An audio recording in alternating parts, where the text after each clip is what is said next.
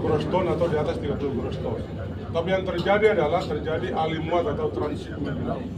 Ya, tidak pernah tercatat berapa ton ikan, udang, dan cumi yang ditangkap atau biota laut yang lain yang ditangkap, dan berapa kewajiban mereka yang harus mereka bayar kepada negara dan kepada daerah. Itu kan kami rugi. Maluku ini beratus-ratus tahun telah menjadi daerah yang dieksploitasi secara ekstraktif. Ya, mulai dari bangsa-bangsa Eropa datang, sedot kita pergi. Di zaman kemerdekaan, di zaman sekarang ini, kita juga diekstrak kekayaan kita.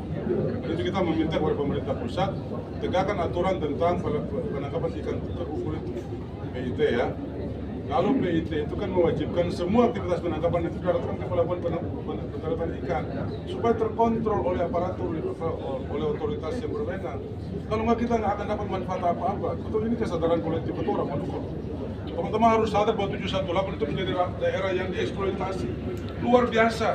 Ya, minta maaf nih, 95% dari perusahaan-perusahaan itu adalah perusahaan-perusahaan dari luar, dan terbanyak dari Laut Pantura, Pak, dari wilayah Bapak juga. Betul Pak, ini fakta Pak. Kita sih oke, kita terbuka, kita bagian dari NKRI. Tapi monggo baru datang, patuhi aturan. Kita minta pemerintah pusat untuk juga tidak melakukan relaksasi aturan. Tidak melakukan relaksasi aturan artinya harus menegakkan aturan itu. Kalau enggak, ini Bapak ada dispensasi. Berapa kontribusi kita dari sektor perikanan, Pak? Itu Bapak bisa berikan ke 37% dari bukan produksi.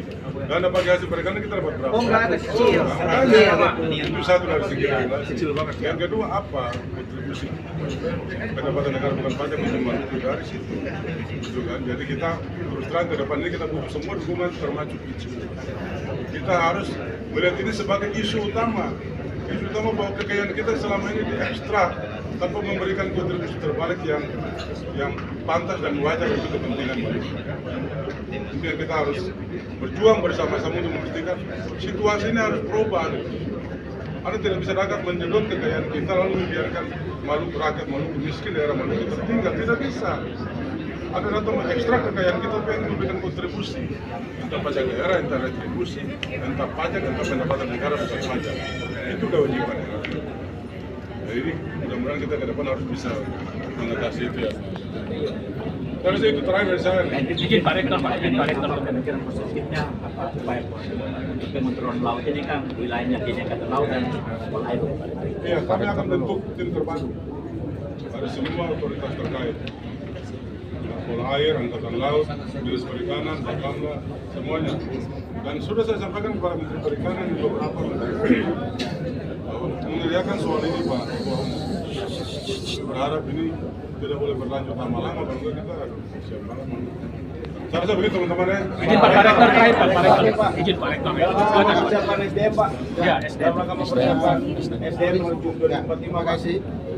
Prinsipnya Universitas Patimura siap untuk mendukung pemikiran-pemikiran dan kebijakan-kebijakan pemerintah daerah maupun pemerintah pusat dalam rangka pengembangan sumber daya manusia. Dan kita tahu bahwa paradigma transformasional dari pendidikan tinggi kita itu mengarah pada penguatan perguruan tinggi sendiri, sains dan teknologi, serta pengembangan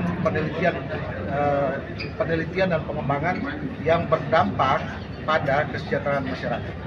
Dan tentu saja Universitas Patimura akan menjadi center of excellence yang mendukung seluruh kebijakan pemikiran dari pemerintah provinsi maupun pemerintah pusat. Dan kita sudah menggagas pusat unggulan kepulauan yang akan memikirkan, meneliti, mengembangkan penelitian-penelitian yang mengarah pada penguatan sumber daya alam yang kita miliki, dan sekaligus itu menjadi apa yang disebut sebagai archipelagic center of excellence di Maluku. Saya yakin itu akan mendukung setiap kebijakan yang digalakan oleh pemerintah provinsi maupun pemerintah.